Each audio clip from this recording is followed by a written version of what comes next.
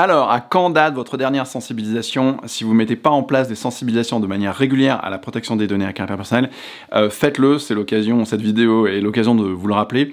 Alors, la CNIL insiste régulièrement sur ce sujet, notamment si vous allez regarder sur le guide sécurité qu'elle a mis en place, qui est un outil très pratique, eh bien, vous verrez que la sensibilisation à la protection au RGPD est fait vraiment le premier élément, la première case par laquelle il faut passer.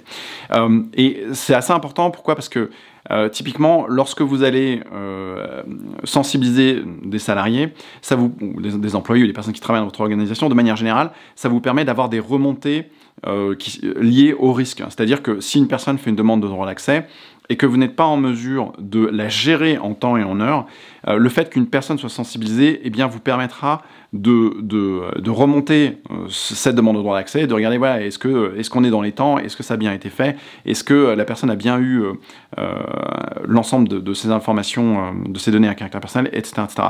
Ça vous permet en fait de constituer, entre guillemets, une première ligne de défense par rapport à ces risques, de sorte de vous prémunir en fait de tout un tas de risques qui sont en fonction des sensibilisations que vous faites. Typiquement, vous pouvez sensibiliser les RH, vous pouvez sensibiliser le marketing à l'ensemble des risques liés au RGPD. Ça vous permet de limiter progressivement, petit à petit, au fur et à mesure des sensibilisations, l'ensemble des risques. Typiquement, le fait d'avoir des champs libres dans les formulaires, ça c'est un point. Voilà, il y a un certain nombre de points par lesquels il faut passer. Les champs libres en font partie et on voit régulièrement des sanctions de la CNIL de ce côté-là. La sécurité informatique également, il y a tout un ensemble de bonnes pratiques à mettre en place. Donc si vous ne faites pas des sensibilisations, profitez-en pour commencer à travailler un petit peu sur le sujet.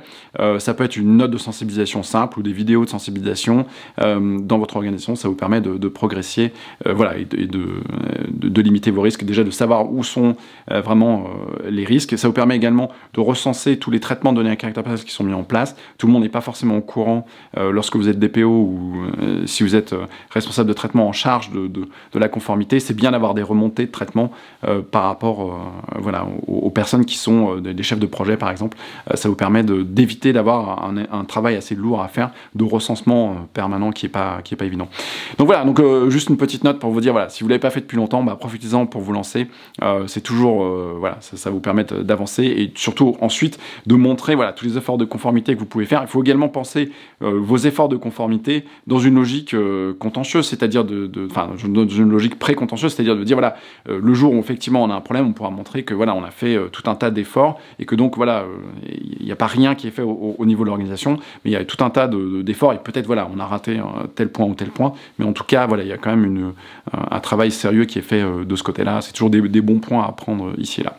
Donc voilà, s'il y a un sujet pour vous, n'hésitez pas à jeter un petit œil à nos formations. J'organise régulièrement des formations de 2 jours sur la protection des données à caractère personnel, le RGPD, la conformité, de sorte de vous transmettre tous les process qui sont nécessaires pour pouvoir mettre votre organisation en conformité ou mettre les organisations de vos clients en conformité en fonction, voilà, si vous êtes consultant par exemple. Et donc je vous mets le lien ci-dessous. Si vous n'êtes pas abonné à la chaîne, profitez-en pour vous abonner et j'espère vous retrouver à bientôt. Ciao, ciao!